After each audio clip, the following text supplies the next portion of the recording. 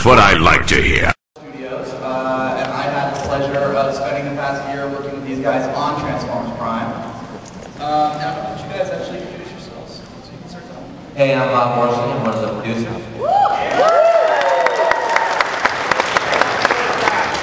I'm Duane Capizzi. I'm one of the producers and the head writer.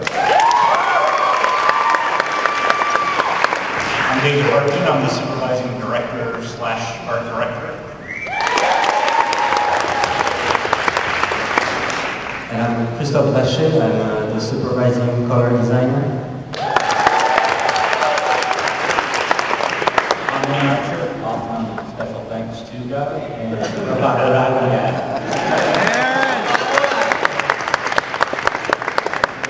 So we thought, we came here last year and talked about this little show that we were working on, showed you guys some images early on, and now you guys have seen the show. Apparently you guys like the show, which is nice. So we thought we'd spend this morning just talking a little bit about what went into actually making the show, now that we can talk about it and talk about all the awesome stories and characters and art and color and Hasbro stuff. I think that's so I figured we'd actually start with the Hasbro and with Aaron.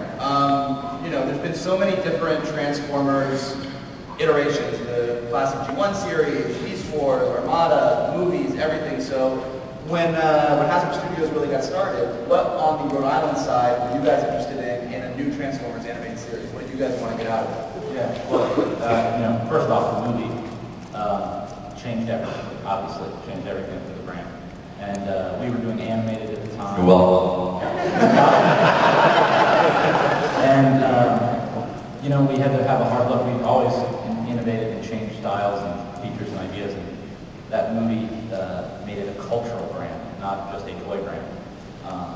Everybody knew it. And then, so we couldn't be as cavalier as we once were with freedom of things, toy purpose. So following the idea that it was realistic and where could that go, it was really early days. We knew we had to hit where the fire, whatever, hit where the thing was. It was a long night for me last night. So, and these guys came on board and had some ideas, and they were already in that realistic camp that the movies were how can we make it even more exciting and tell better and crazier stories with amongst the robots. And then these gentlemen and some fine ladies really took it from there. That works. That was a good answer. You did have a great night. So speaking of the movies, so Bob, you and Alex worked on the two movies. You guys kind of made your mark on Transformers, like Eric said. You guys kind of changed everything. So why do more Transformers? Why do an animated series after you kind of did the biggest movie of all time? Because you can do stuff in the animated series you can't do in the movies. In the first movie, it was a story we wanted to tell, but it was also it happened to also conform with the realities of live action, which every second of watching a Transformer on screen is extremely a lot of time and work and money goes into it, and so you can't do everything you want to do. And with an animated series, you can spend as much time with the Transformers as you want, and also you get to spend longer character arcs that we've had a chance to develop that you can't do in a movie. A movie is like a one-time thing; it's got to stand on its own. But a series, you can do more unexpected things and more surprising things because they're over a long period of time. And finally, I wanted some nominations, some awards that people got. 6 nominations.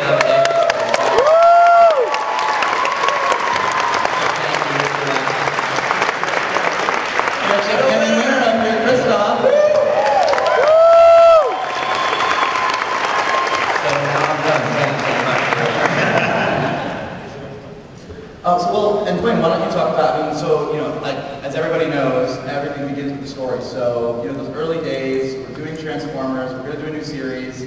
What were the early conversations like? Duane, you came in with your story expertise. Well, I think both Aaron and Bob touched on it. Aaron with the realism that the movies brought, and then Bob with the sort of long-form arcs, if you will. We come into this knowing that we have 26, probably 52, hopefully 65 or beyond, and it's sort of about pacing yourselves and you know, not opening with a showstopper, although we sort of did with that Pied Piper, didn't we?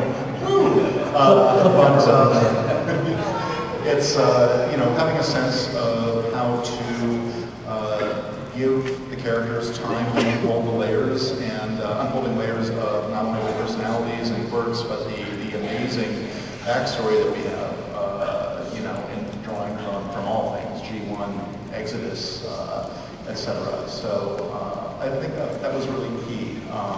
You know, I know that a lot of fans like to get in there and see backstory right away and flashbacks and wait for it. All that stuff is there, and we've already touched on that soon, but there's more coming. And you touched on it interesting. What is it like coming into something, you know, that has so many years of backstory, so many different versions of characters? And there's G1 and there's the movies and everything. And so, what's it like working with Rhode Island and, you know, day to day? How much do you have to improve on things? Like, what's the process, and what do you do creatively to bring newness to those characters? Well, twofold. The Transformers franchise as a whole, and all the you know, close to 30 years of history there, it's darn intimidating. You know, you sort of absorb it all, and then you gotta just put it aside and kind of do our thing. 300-page Bible.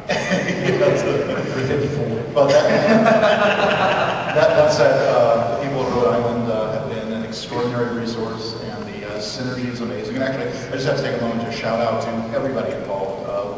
We have the greatest executives and creative consultants I've ever worked with on any series on this. You know, from the Christophe Vacher camp and all of their people to Aaron and his people, to the hub, you know, Scott and Donna in particular, the people at our studio.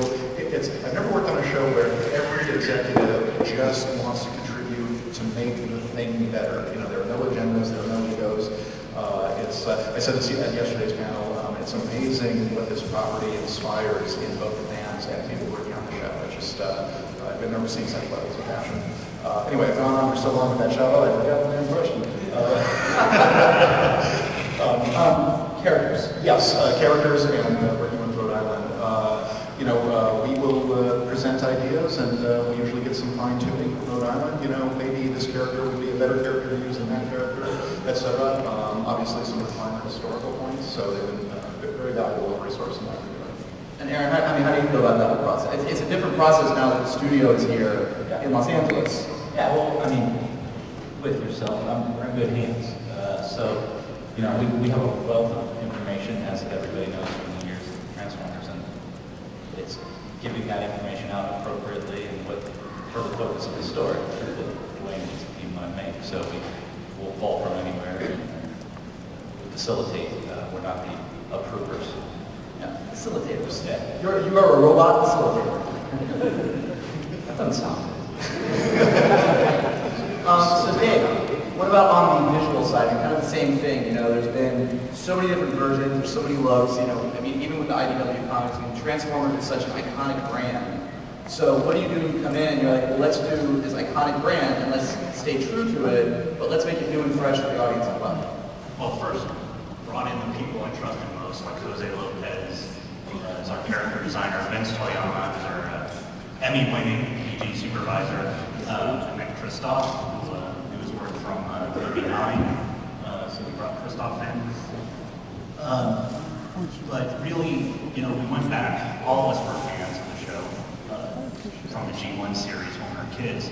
So going back to that original G1 feel that I had when I was a child, where I'm acting all this out with my toys, and they're the most, you know, the baddest ass stories you've ever invented as a kid. You know, you're doing all this stuff. It's like, oh, now I can tell those stories I did when I was, you know, 10 and put it on the screen. So when you were 10, did you have zombie robots? Yes, I did. They were all sleeping together. And how do you guys feel about zombie robots?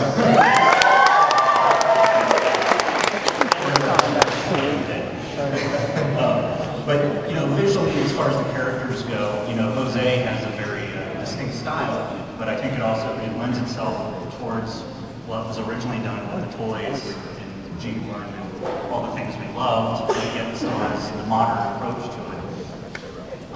And then Jose does have experience in the industry, so we needed somebody who would be able to take these models, take the toys, and actually make it work into a CGI space where we actually have to make these things transform and make this engineering work, which is where we work pretty closely with Rhode Island, the engineers, and how to make these things actually work. You can't cheat it on the screen. You actually pause each one, you'll see these things actually transform.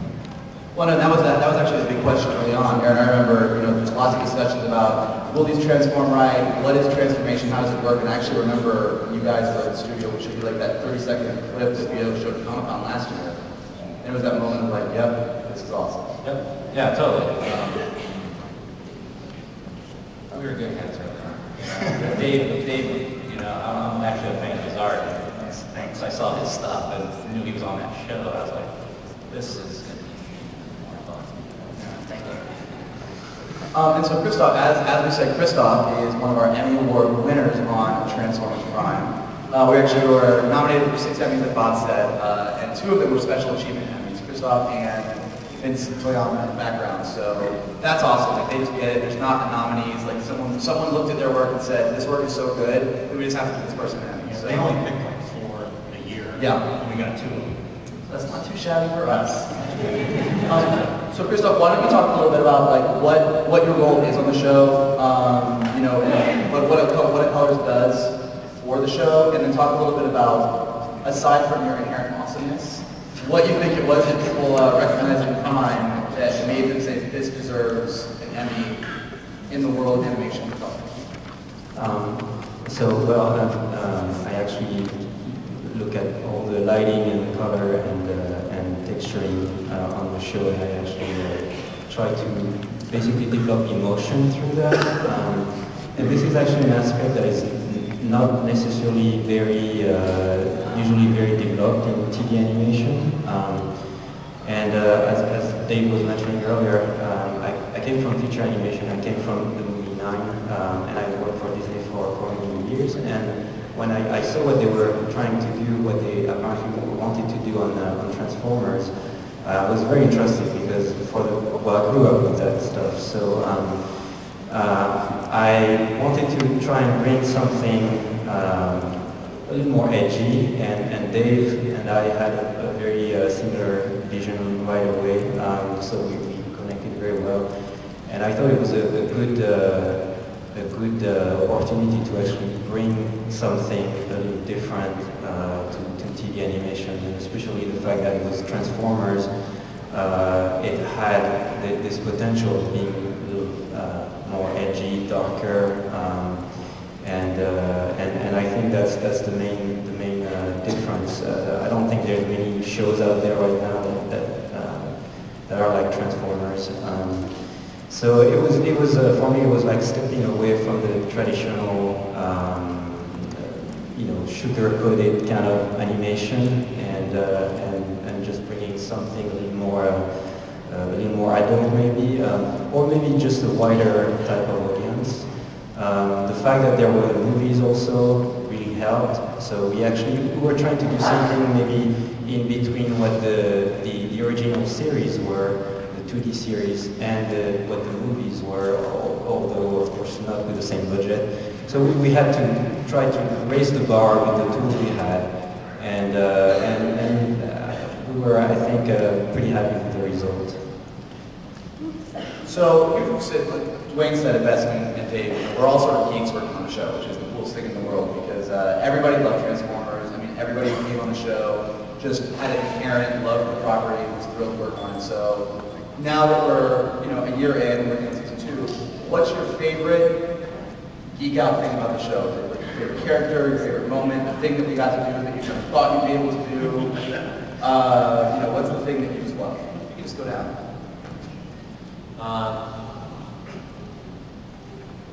There's so many things. My favorite thing is finally just being able to have them have their own base, like a bat cave or something, the Transformers base. And where is that toy? Aaron, I want to be able to drive with this Optimus and thing and get a car wash or something. It sounds like a Comic-Con packaging opportunity.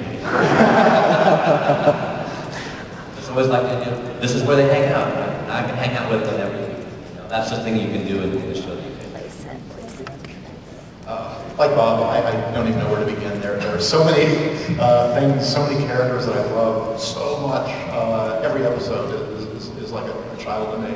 But I think I want to answer by just sort of going back to your original question, or some of the things that they've touched on. I'm going to say I love the tone of our series, and that one of the biggest challenges coming into it was sort of picking up where the movies left off, but still pleasing G1, pleasing ourselves. And I think in an interesting way, well, let me also say that we also went into this knowing that there might be a whole world of new 7-year-old viewers, and that this might be their G1. So we felt it was really important to not leave any kids in the dust. You know, we wanted to please the fans, the diehard fans, and also bring in a new generation of viewers. And I think that was sort of like the most intimidating thing. But that said, I think our series manages to strike this balance between having spectacle and being kid-friendly and being funny, but also, I think, really striking an adult tone. I mean, in some parts, with the limitation of doing a CG show on a television animation budget, having limited assets. You know, it's no secret that we can only bring in X number of characters per season, which is one reason that we populated the Decepticons with these sort of, faceless troopers. It was a way to keep the balance shifted in favor of the Decepticons, keep our heroes the underdogs. Fried SpaghettiOs for lunch every day. But, it forced us to really put the characters under a microscope and let the characters drive things. But the last thing I'll say on this is that, ultimately, given what we have, and given the history of these characters and this sort of, backstory of the War of Cybertron sort of affecting everything they do, it's in some ways thematically also a series about war and the effects that war has on people and characters. And, we just didn't want to package that as entertainment. I think there's some very moving elements in the series and dealing with how war affects the characters and the history they bring into the present, the current timeline of our series. I love zombies. Actually, there's in every episode, there's some key moment that myself and the directors, we just find that you want to focus on that key moment. And then there's some episodes to me that just stand out right. I just love the entire episode, like Predatory, which is RC fighting Arachnid, which is just...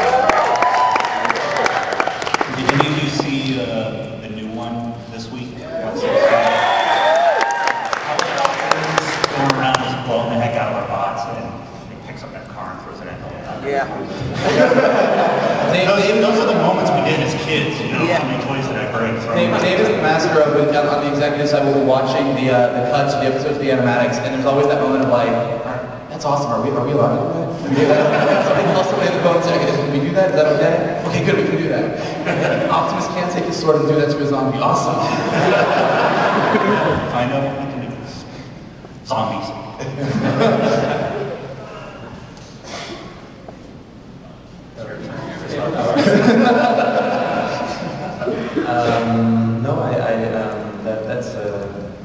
That was a challenge, interesting challenge actually. That series coming from feature film, like dealing with those limited tools that we had, and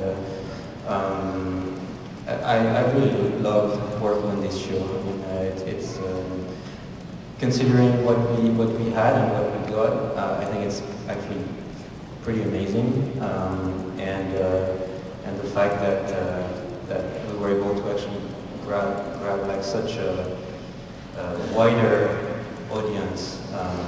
And I think from kids to adults, the fact that there's so many adults actually watching the show is actually pretty good proof of what kind of quality we reached.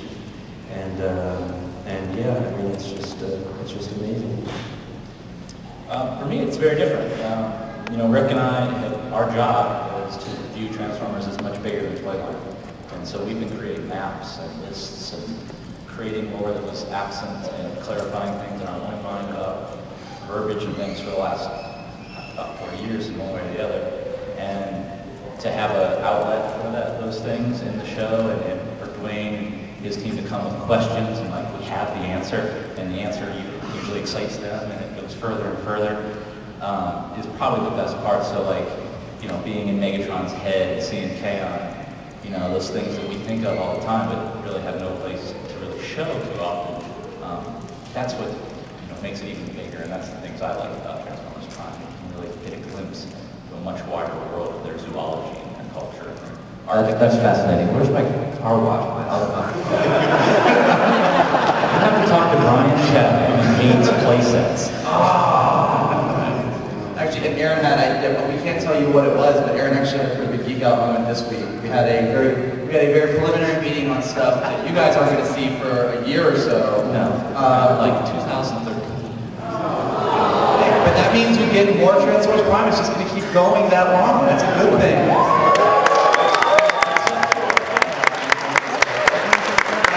The Aaron Archer quote of the week was when Duane pitched out something that will happen that I'm not allowed to say. The Aaron Archer quote was, "Wow, Megatron's done some really bad stuff, but that's the most badass thing I've heard."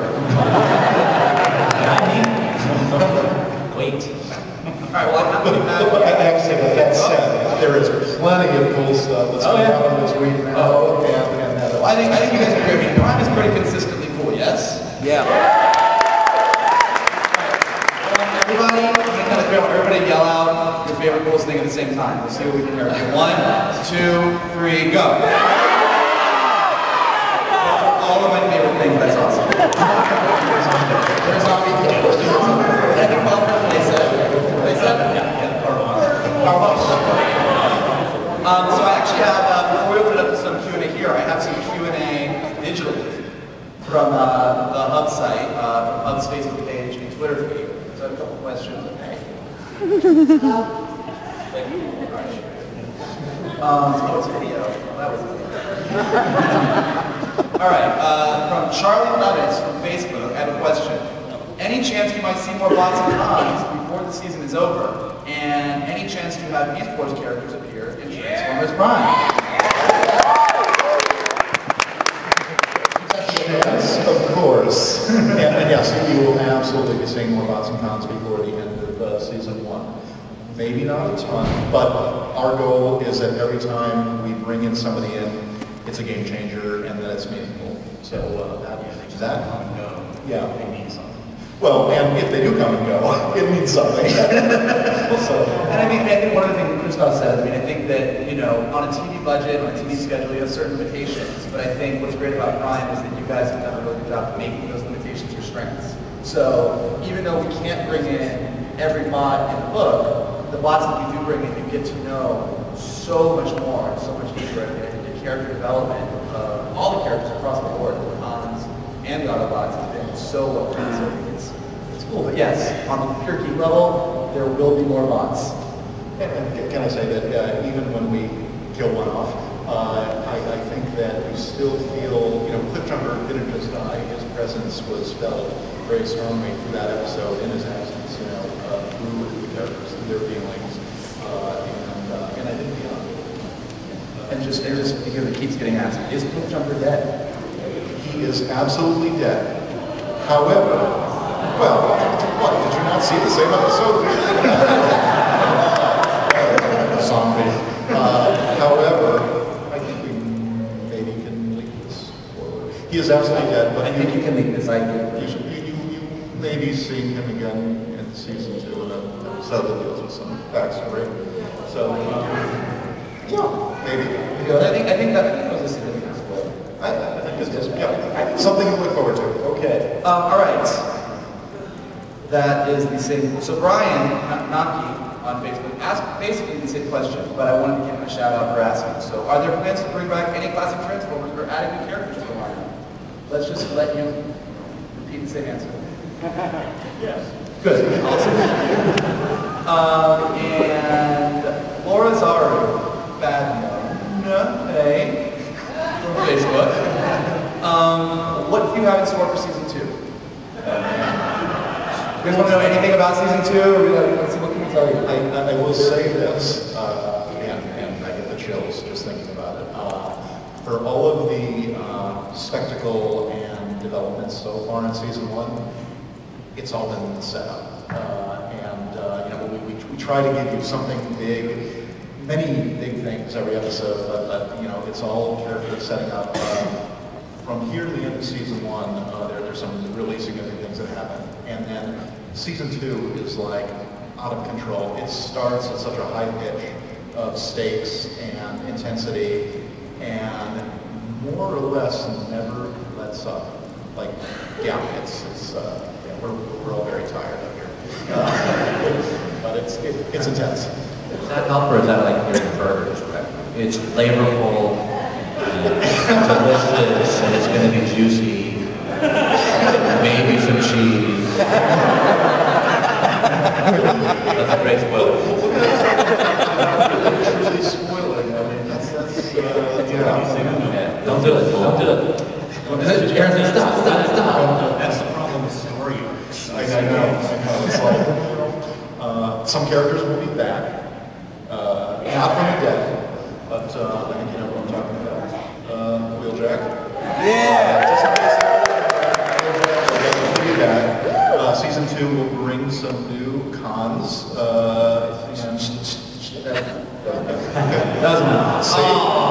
be flavorful and maybe have cheese. Cheese and cheese will be good. Characters will come, characters will go, things will happen. It'll be righteous. All right, well, why don't we open it up to some Q&A from the audience here? And just microphone.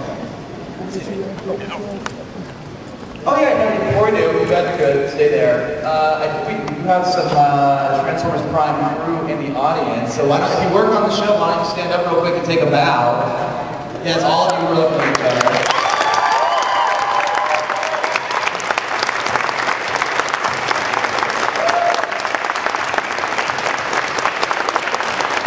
And also, the commencing reference to Rick, that would be Rick Alvarez, who works with him.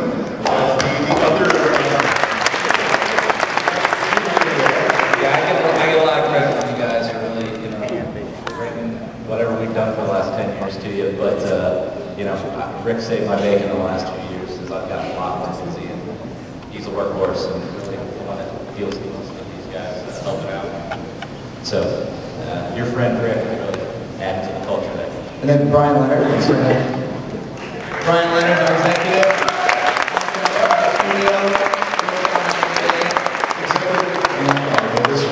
And ladies, he knows a lot about the bots, and he's single.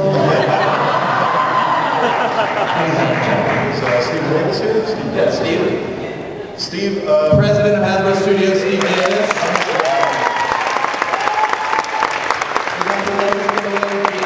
He's possible all the time. Yep. We should give a shout out to Polygon Studios. Absolutely. In Japan, who's our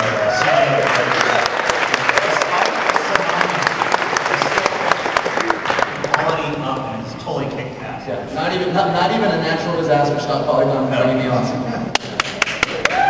And also, quickly, Alex Kurtzman, of course. I want to make it short, I have to let him do it. And, of course, Therese Trujillo and Jeff Kline, the two most amazing producers.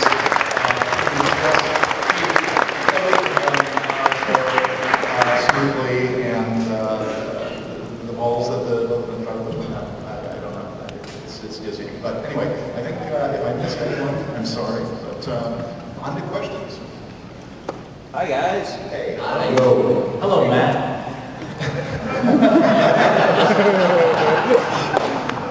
Okay. First off, I've been enjoying the show. A few questions. Let's start. The Decepticon Troopers. The toys are called Viacons. That term has never come up in the show. Why? I can answer that. We didn't know what we wanted to call them, and There's a lot of names. yes, and as such, we decided just not to name them in the show. So I think there might be a couple of instances where Megatron refers to them as, gather the troops, and that's about the extent of it. And remember, Hasbro needs more clarification for the stuff that we'll try to put in the market. So we have to name things and name names that work for the marketplace. So. But the icons were cool. Oh, they are cool. And they are. So, you know, we probably will use that term product, but it doesn't mean it has to be said in the show. You know, no one uses their name on the page, you know, it says. Okay, in the episode that premiered, Breakdown and Knockout, the solicitation sent to the television station said the episode was supposed to feature Lug Nut. What was the change there? Knockout thought Lug Nut was not a good enough name for him because he was too vain. He wanted a sexier name, so he asked for it.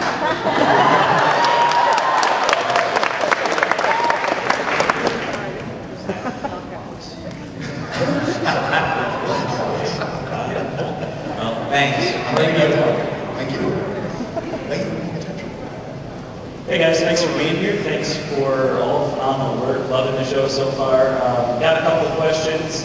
Whichever one results in a less, you know, it's going to be juicy and maybe there'll be cheese kind of answer. Feel free to go. First off, I'd like to hear a little bit about sort of where that name choice came from, Transformers Prime. I know Alex and Bob here have done a little work regarding primes, and I'm curious if that's going to make its way into the show, some of that mythology, flesh that out a bit more.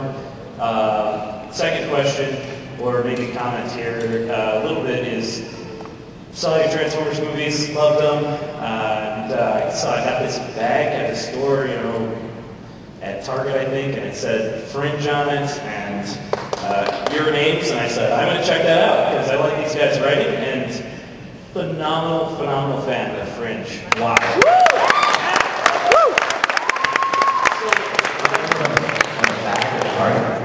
It was somewhere. It was a comic store, but yeah, it was like a cool Fringe bag. It was an advertisement, plastic bag. Top of the world, huh? Made out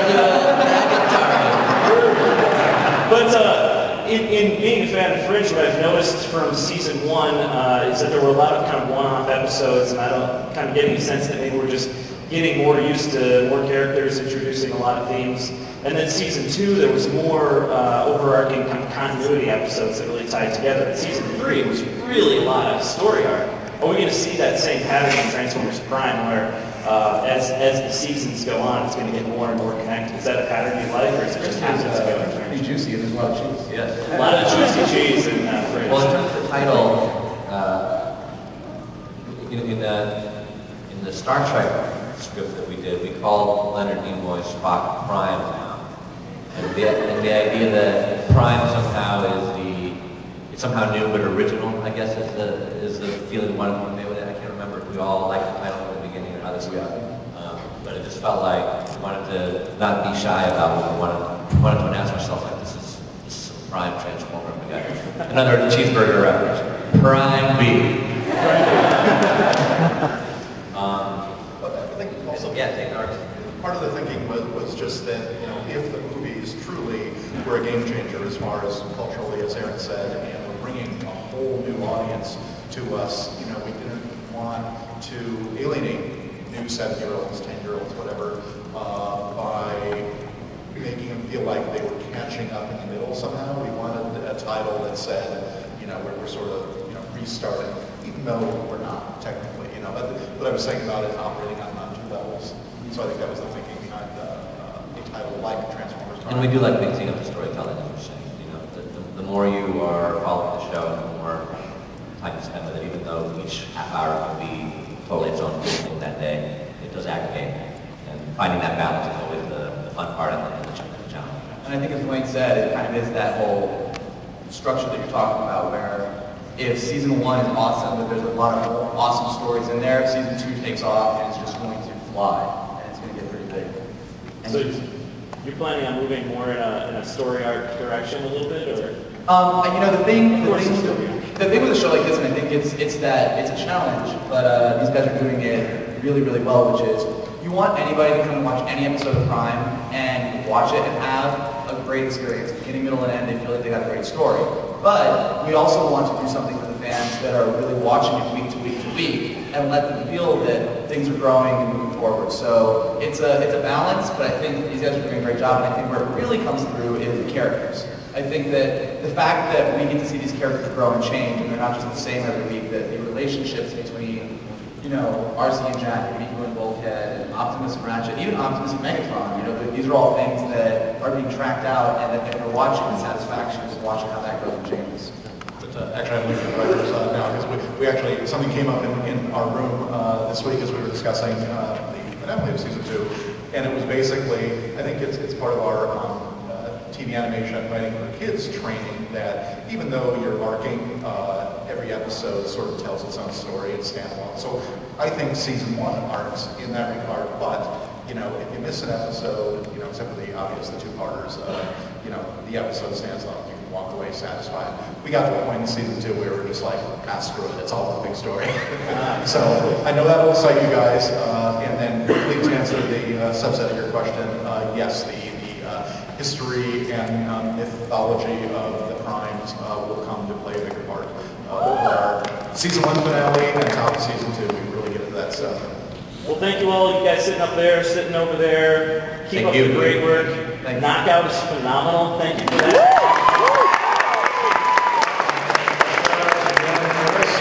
Knockout, he was not here yesterday, but he is amazing and hilarious and embodies that character. So it's all him. Thank you all for coming. Bob, Welcome Horns. Yeah. You've mentioned Dark Energon and the blood of Unicron, so when are we going to see Unicron? Throw down.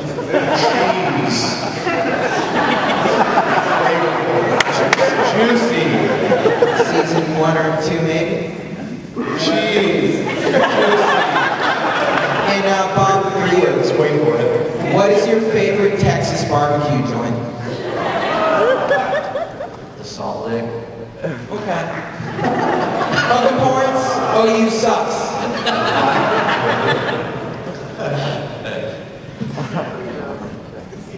I just want to say thank you guys for making an amazing show. I'm always really excited for every new episode.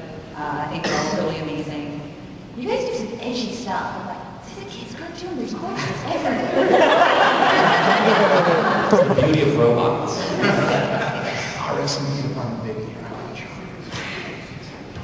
Don't tell them. But I want to say that when I originally saw the designs for Soundwave, I was first going, really? No face, no voice? But you guys just sold it. Like, I absolutely love what you've done with Soundwave.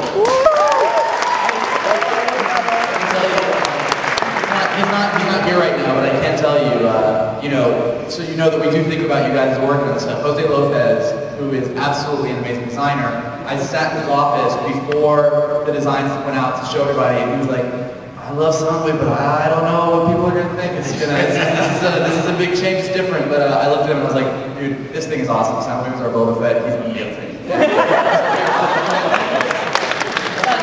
question was, are you guys going to do a Soundwave-centric episode?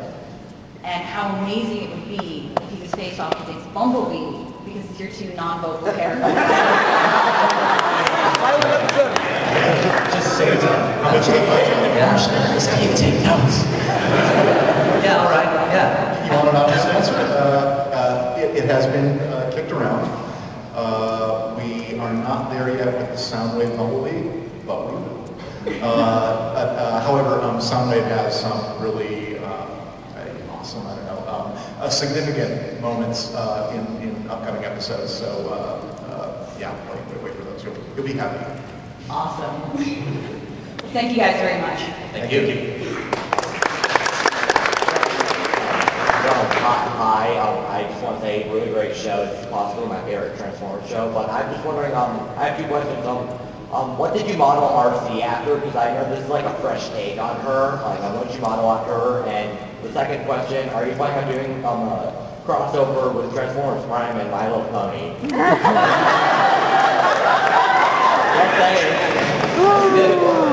There's that guy here yesterday dressed as Rainbow Dash. I think he really wants it. That would be a little Bambi meets Godzilla. It's been done.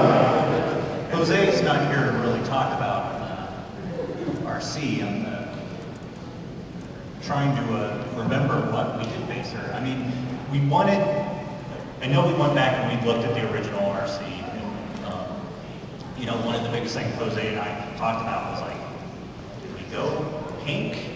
Like just the standard girl character is pink, you know, Princess and Ultron. We just wanted to be, more grounded. We wanted her to be a tough character. Blue worked. Yeah, and RC, as you all know, has always been very difficult for Hasbro, and she's not anymore. You know, the characterization for sure, and her colors are more accurate to kind of a confident woman robot. And Jack riding on high heel pink, you know, girls. We've moved on. I actually did this. I always use this comparison of like various versions of RC. I compared G1 RC to Princess Leia. I compare animated RC to Lois Lane, and I compare Prime RC to Ripley from Aliens. Yeah. What he said. Yeah. And also, put Burger Bot in. Put all the good burgers you can. Right on. Yeah, but I'm really hungry after this panel. Thank you. But yeah, it's great. I'm answering my question. Great question. Yeah, we love our RC, and shout out to Somali Montano who plays her. Yep. And just,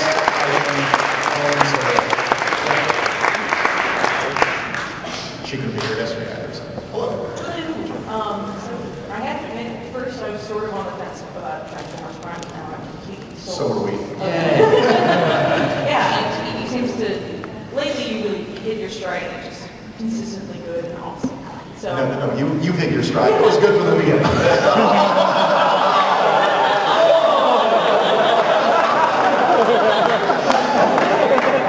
You said yourself you came into it wary, so Rick and I get that every day. you finally relaxed. yeah, what you're talking about, the tone, you really sold me on it, and I've been really enjoying it.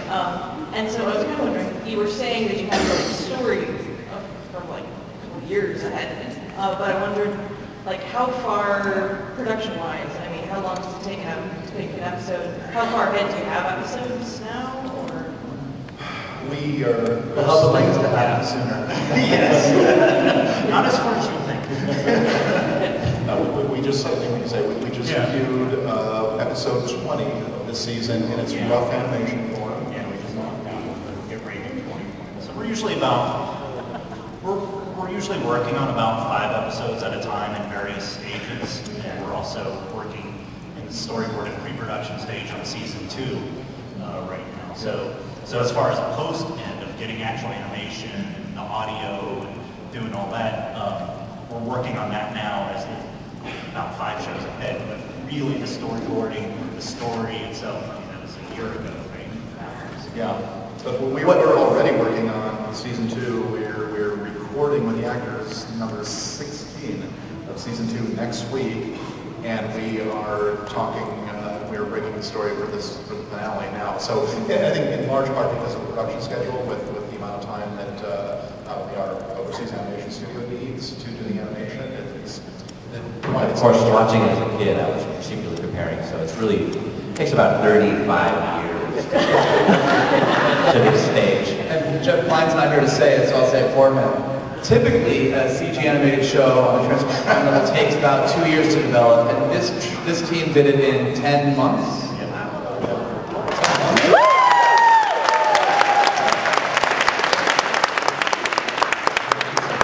And just one small question. I was wondering, are we going to find out why Bumblebee talks the way he does, or is that just going to be?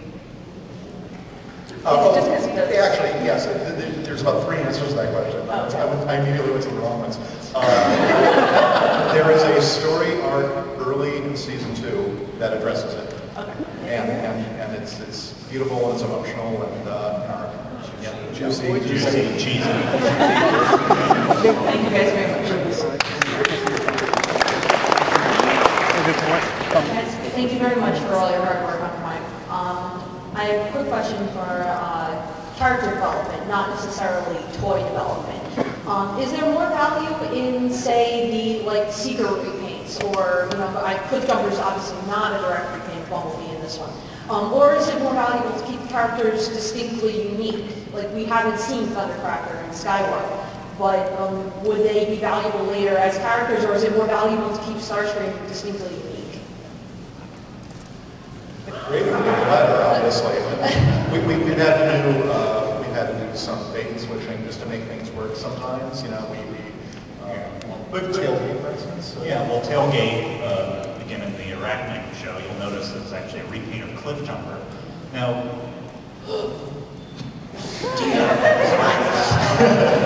Obviously, you can tell by have the like way. 40 toys out, they want to sell as many as possible, and it's easy to Yeah, repaint the toy for a new character. But Yeah, well, just in that aspect as our of the lead show. characters, such as Starscream, I mean, personally, I do think them having their own identity, because we are limited about how many bots we can actually create in the amount of time that we have to be careful. You don't want to have 5 bots and then make it 10 by repaints. To me, that seems more of a cheat and an easy way out for us with our schedules. But giving these characters uniqueness, and then as we build them up and get a bigger array, I'm sure we will be seeing different variations. But yeah, I think what the variations in our show are there when there isn't any kind of sameness. There's a character reason for it. You know, you build it around. It's not just like here's a guy who looks like another guy. You build the character reason and story around it so that there's a reason for it to get out. There's just a focused story plan they have. So Hasbro has a need to, use those tools and do whatever they need to do to get the toys on shelf. And we can't put that on them to put every character that could be redecoed, because it had classically had been redecoed, into a show, because it messes up the story. And that's what matters. So Thundercracker needs to show up. It's going to be for a real cool reason. Duane's going to tell me what that is. We're not going to, let's use the mold again. So, Thank you very much, guys. thank you. Slipstream! Hi, first of all, I want to say thank you so much for giving us strong female characters that comes the robot.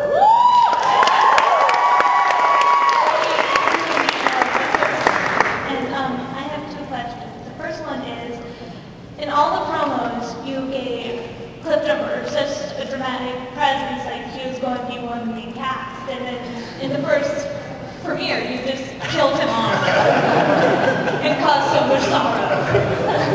Why did you do that?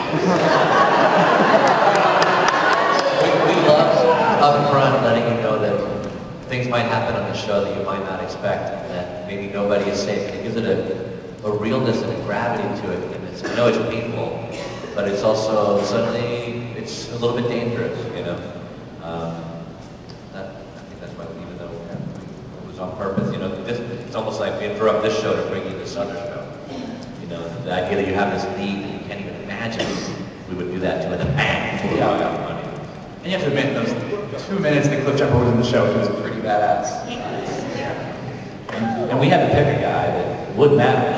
If it was just a no-name guy that would have done it, we had a lot of discussion about which guy that was going to be. And several of your other favorites could have been dead now. So Cliff Jumper was the emotional beat that we went with. They won.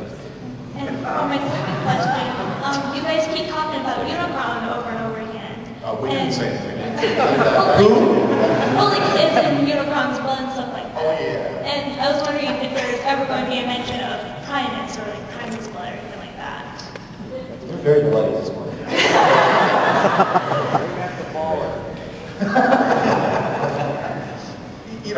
It's a tricky area to get into. You're touching on religious, so very sparingly. I almost just said something that would have really just spoiled, say, the entire season. No, I was like, well, the reason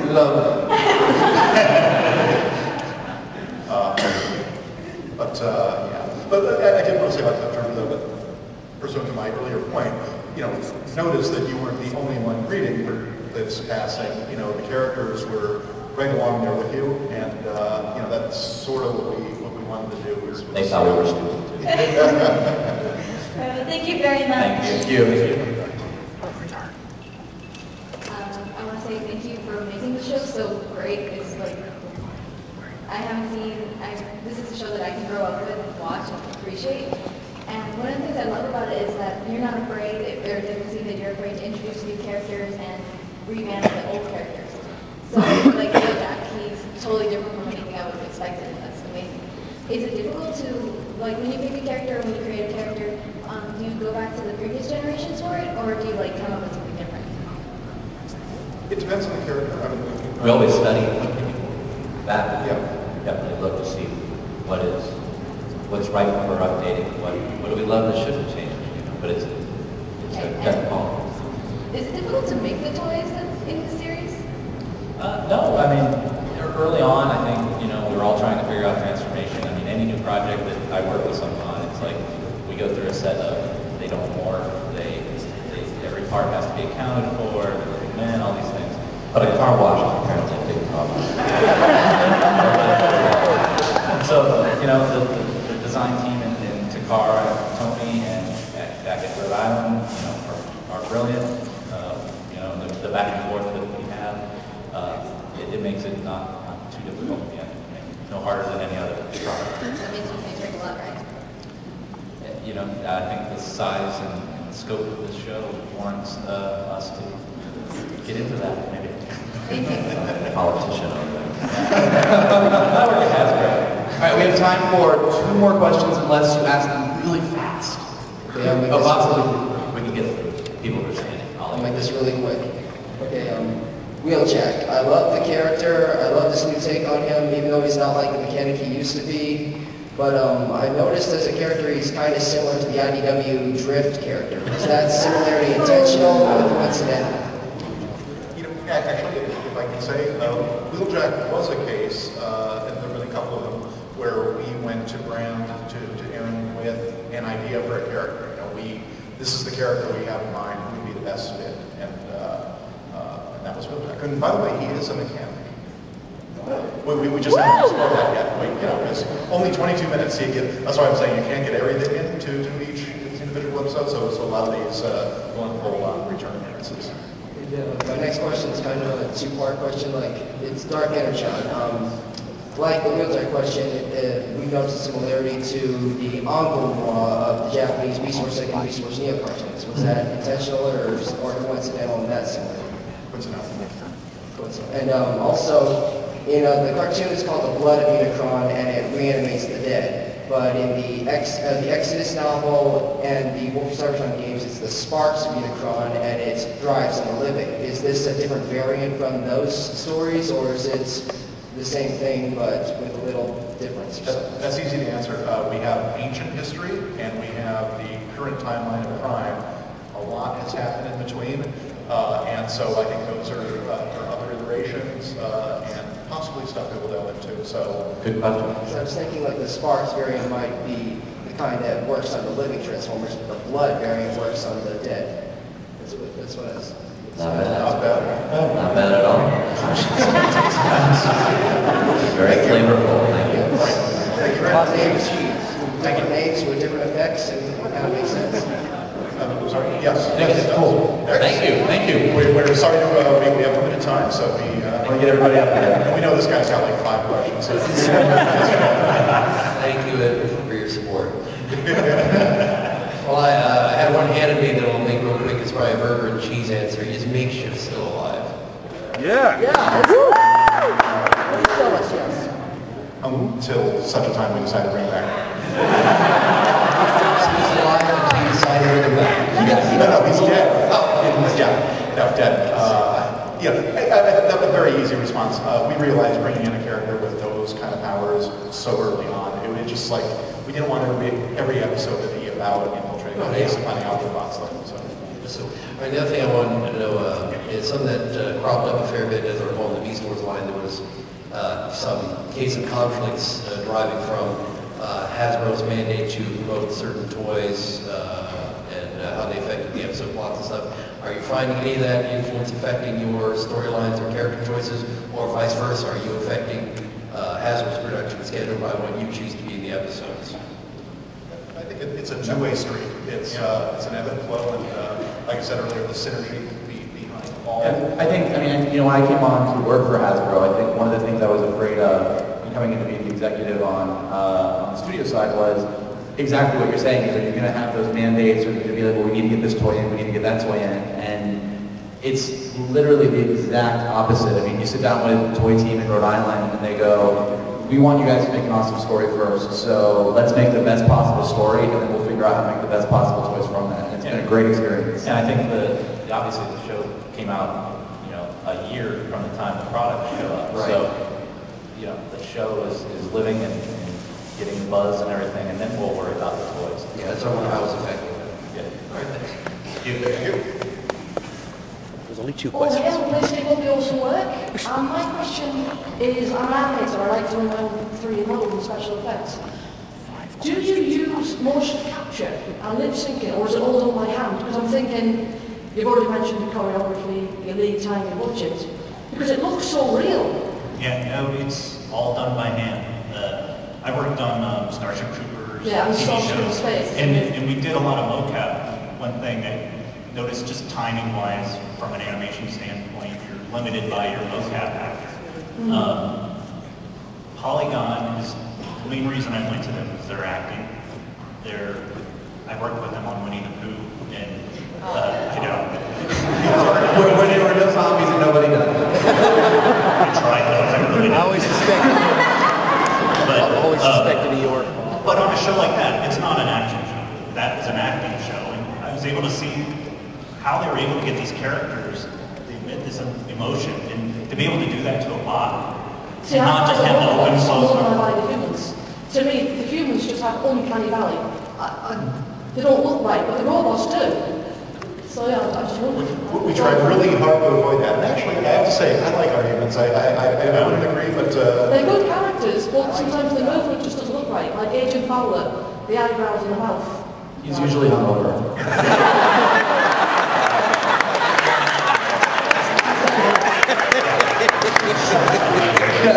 He just woke up. I gotta go. He only has any time. But no, it is all keyframes. Wow, that's my goal. Thank you. Thank you very much. All right, because I know there's a lot of confusion about this, I just wanted to see if you could, set things straight for once and for all. Is Transformers Prime set in the same universe as Warhammer Cybertron, or do they just share some thematic similarities? For the purposes of their show, they have to do what they have to do. We try to get them as close as possible to at least pass the squint test. So if you want a continuity all the way through, that's going to be maybe difficult. But we really do strive to, and really do put a lot on these guys. Like, hey, we're using this there. We really don't want to change it, that kind of thing. And it's a partnership. Sometimes we can go closer. Sometimes we don't. You're going to see that. But overall, my feeling is it's one big continuity. All right, thank you. Thank you. And no, we won't wear a funny hat. Okay, I'm going to keep this quick, and I'm going to say the thing that everybody's been thinking. Knockout is gay, isn't he?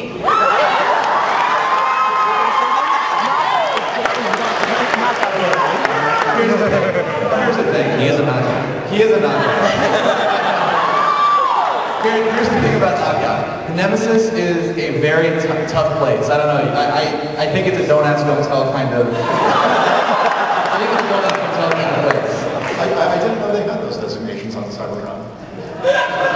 That is true. I actually had a conversation with somebody, there she is, right there, who explained to me in detail that bots don't necessarily they don't have to be produced, so they don't have to really have that kind of thing going on. There was a glitch in the well of all sorts. The day his spark came out, it was so spacious. That's the real question. Okay, also, when can we expect a more global release of Prime airing on TV in like England or Australia, for example? Because we really do not have it and I want it. Well, my boss is clapping at that question, so I think soon. Thank you. Thank you, everybody. You guys, thank you guys so much for watching.